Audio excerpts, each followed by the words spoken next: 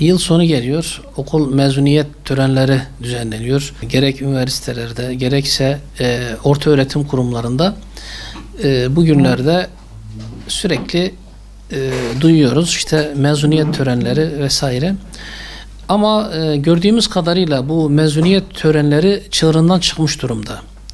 Yani kılık kıyafetler olsun, yani bazı kurumlarda, bazı okullarda alkola kadar gidiyor. Bunlar da bizim ne örf adetlerimize ne de dinimizle hiç alakası olmayan şeyler. Bir mezuniyetin bu şekilde kutlanması, bir sevincin bu şekilde kutlanması gerçekten uygun değil. Bu gençlerimiz yeni bir hayata, yeni bir göreve, yeni bir vazifeye atılacaklar. Bu süre zarfında, bu sürede de böyle bir şekilde gayri dini, gayri örfi bir şekilde bu işleri yapmalarını gerçekten tasvip etmiyoruz.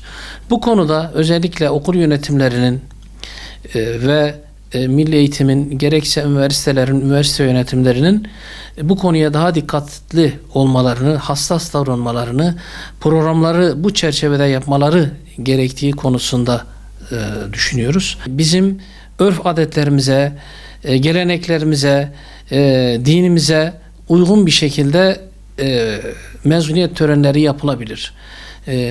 Bu bütün okulların yönetiminde onların elinde olan şeylerdir. Tabii burada velilerimize düşen görevler de var.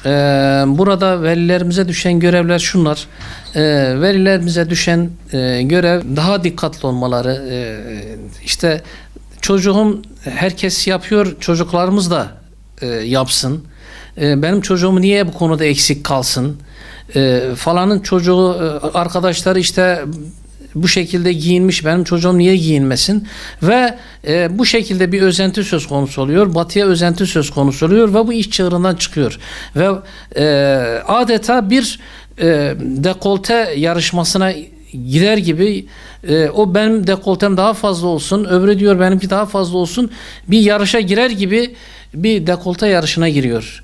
Bu genç çocuklarımız, çocuk yaştaki gençlerimiz bu şekilde, bu özentiyle, bu batı özentisiyle bu şekilde bir yarışa giriyor.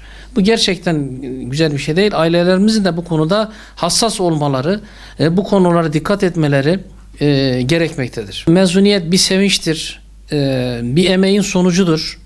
4 yıl, 5 yıl, 10 yıl neyse eğitim görmüş, bir emek sarf etmiş, büyük bir gayretle bugünlere gelmiş ve bu işin sonunda mezun olmuş.